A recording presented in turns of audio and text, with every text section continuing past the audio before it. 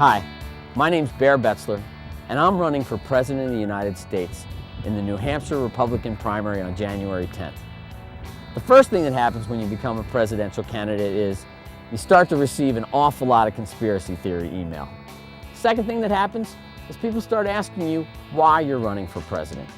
I think that question has a slightly different meaning when it's posed to a citizen candidate like myself. Without millions of dollars in donations or national endorsements, I think at the very least you could say that I'm an underdog in this contest. But here in Philadelphia, we love an underdog. And I'm proud we live in a country where anyone can grow up to be president. And I'm especially grateful to New Hampshire with its election traditions, which allow all candidates, regardless of national standing or financial capability, to participate in equal footing in the primary process and share their ideas about the future of the United States and the world. My candidacy is a celebration of that opportunity.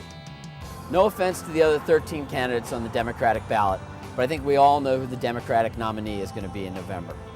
If you're a Democratic-leaning independent, there's no need to waste your vote. In New Hampshire, as an independent voter, you have the opportunity to select either party's ballot. Please consider requesting the Republican Party ballot and supporting a centrist like myself. We're all familiar with the social issues that divide us, and we could spend the next 4 years debating them without result. Instead, let's focus our energy on a single issue that concerns us all, balancing the budget.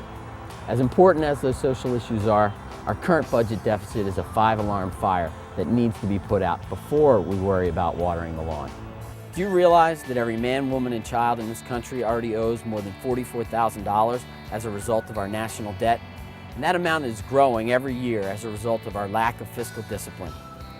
Because our budget deficit is at its heart a spending problem, 2/3 of the solution must come from spending cuts and the other 1/3 from tax increases. I know it's not a popular strategy, but if we were in a car racing towards a cliff, we'd both jam on the brakes and turn the steering wheel. Hard problems require hard solutions, but I think we'll be better off for it in the long run. I guess that's one of the benefits of being an underdog. You can offer practical solutions without worrying about losing your front-runner status. As a hockey fan, I love a good fight as much as the next guy.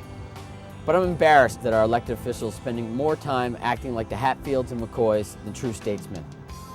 While I identify myself as a Republican, I think I have more in common with the practical Democrat than more extreme members of the Republican Party.